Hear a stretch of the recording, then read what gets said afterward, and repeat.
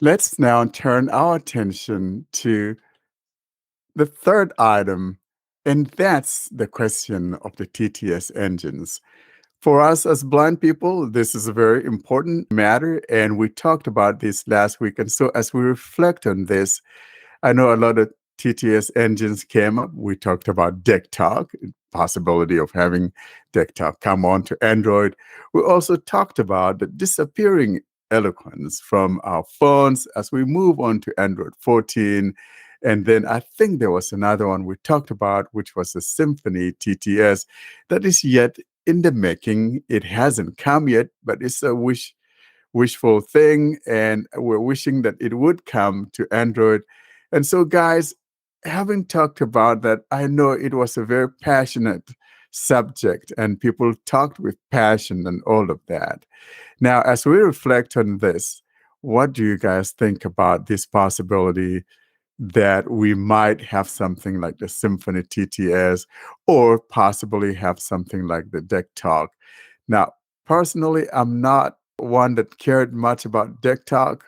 A friend of mine used to say that the Deck Talk TTS sounded like someone has a gun to his butt or something like that.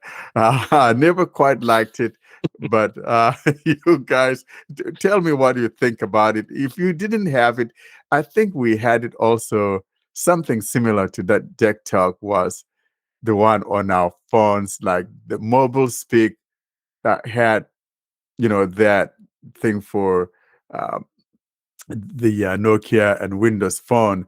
And frankly, they sound the same because you have that perfect Paul and you have the other voices there. I think the one that people used to like was that perfect Paul. So I've never used Deck Talk. Is it like, does it have more of a robotic sound like eloquence, or is it more of a, does it sound more like a human? Oh no, it's more robotic than Oh, okay. eloquence. I never. And that's what people like about it, right? Yes, well, but I think why people like that was because back in those days, everything was very robotic, and I think that one was a little bit clearer because when you compared it to things like the sounding board or whatever, those things were horrible. And so the Deck Talk was like the king on the hill. It was first like a hardware base, so you have to buy the uh, either the sound card or the external version. But then I think it moved onto the software, and I think Windows Eyes used to have it. It was called Desktop Access 32 or something like that. And so it sounded the same thing. But I never liked it. I never really liked the Desktop thing because I think once we had the eloquence come to JAWS, then Desktop just didn't sound right to me. Yeah, I personally like the more natural sounding voices, but I know people who are hard of hearing or people who like to use their a high TTS rate. It's a lot easier to understand um, those more robotic voices at higher TTS rates. And I think that's part of the reason why these new voices that Google has introduced, they only work up until a certain point because with these natural sounding voices, they start to be very hard to understand at higher rates. Wow, that was a blast from the past. I have not heard anything from GW Micro brought up in like years. I didn't actually realize that they used that same TTS for a while because when I was using Windows, we already had Eloquence installed, so that's kind of cool. But yeah, I'm kind of like John. I've never used Deck Talk before, so I, I'm I'm kind of interested to see what it's like. So I'm probably just a dinosaur here because I had that. And like I said, I didn't like it, but blind people swore by it. It was the king on the hill.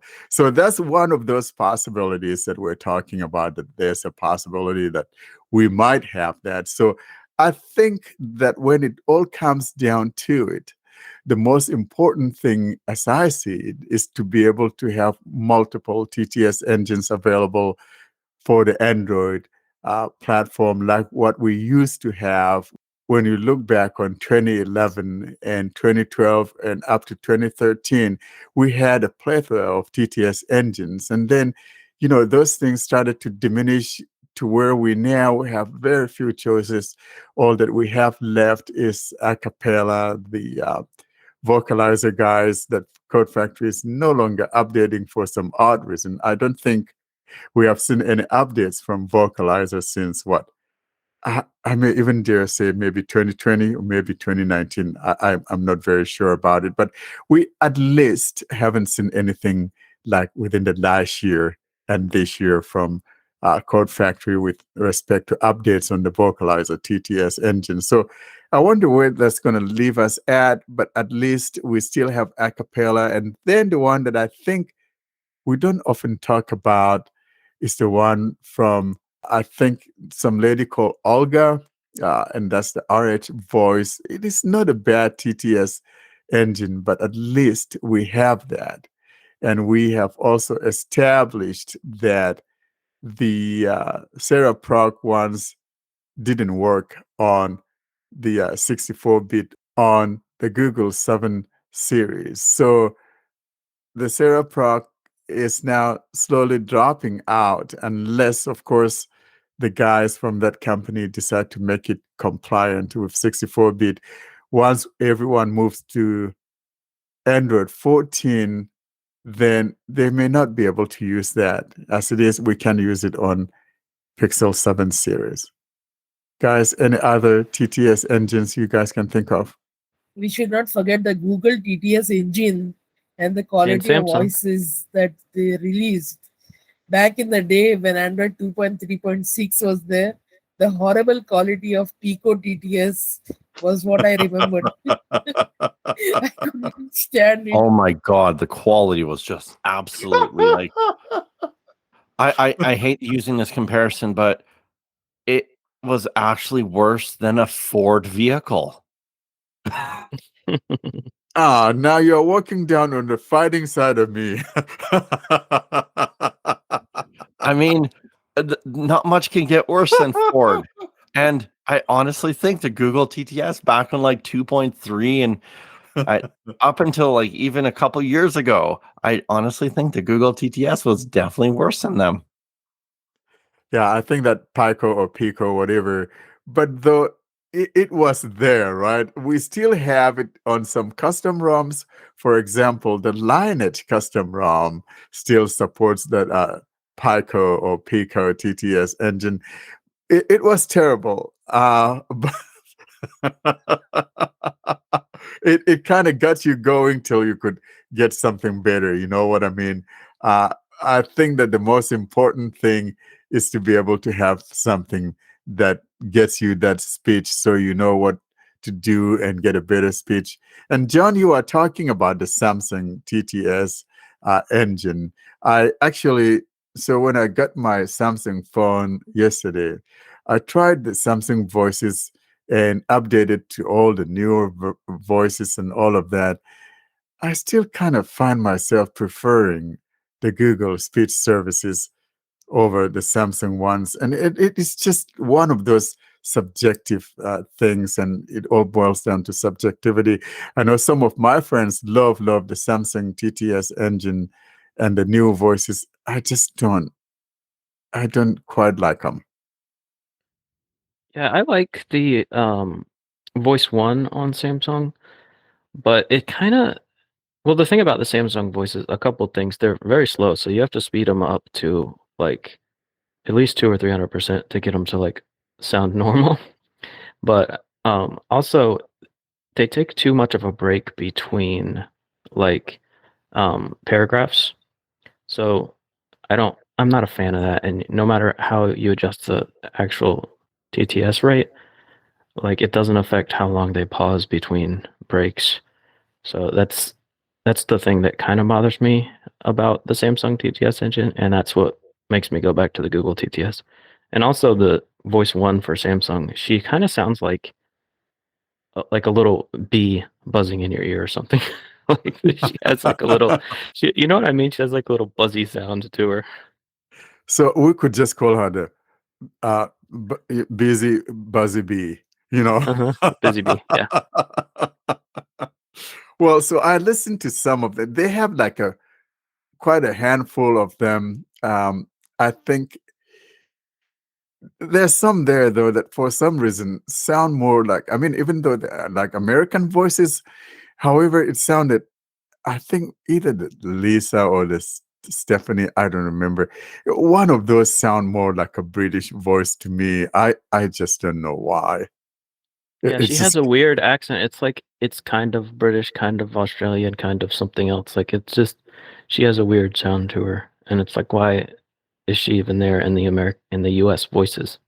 exactly. I would have thought that would be like a British uh, voice or something, but I just couldn't make out the reasoning behind it. But yeah, so we still have those things on there. But guys, we need some renaissance of the TTS engine on Android because people are kind of still crying about Eloquence gone or soon to be gone if you are not at the moment using the Pixel 7 series, which of course it doesn't work there anymore. But if you are going to be on Android 14 come next year, then that's going to be a problem.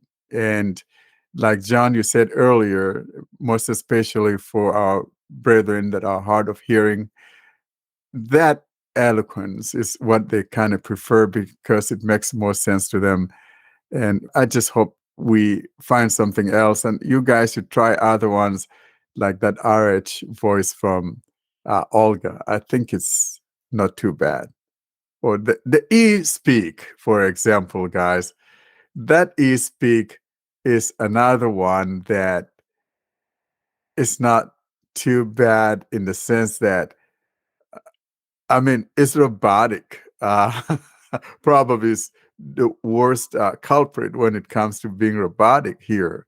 But it has that responsiveness that people are after. So if you don't mind the robotic voice, but as people have said again and again, these things can be made to have better sounding voices, but it involves a lot of work and people who have the know-how to be able to do that. And I'm hoping that someone on our group or someone that has the ability to could take something and give us better voices on that e-speak.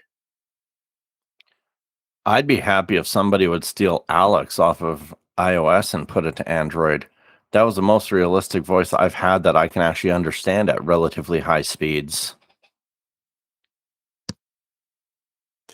Yeah, I think our friends on the other side now are kind of chiding us now because now they have more voices, more than they can shake a stick at when one compares it to what we have on our side of the platform.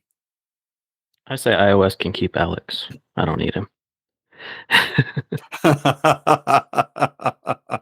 Yeah, Out of I never used it myself. I just I think the one I chose was one of the vocalizer voices.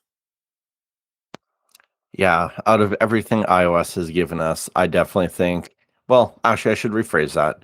Everything Apple has given us, I definitely think that the Alex voice is probably one of the best.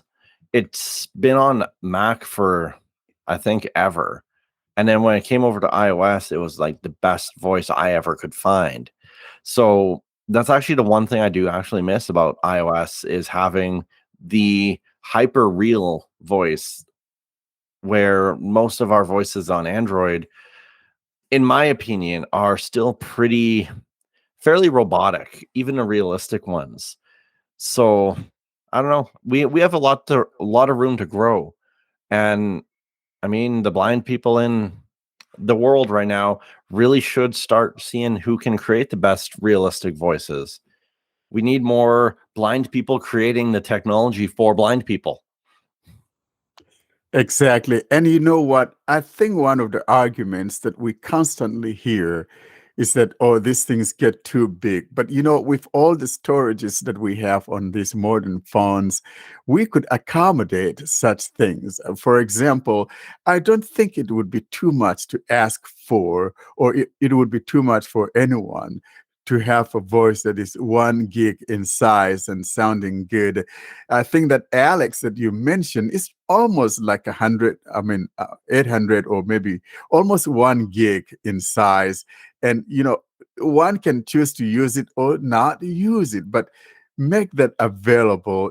Give us those high quality voices, especially like what we're seeing on the Google speech services.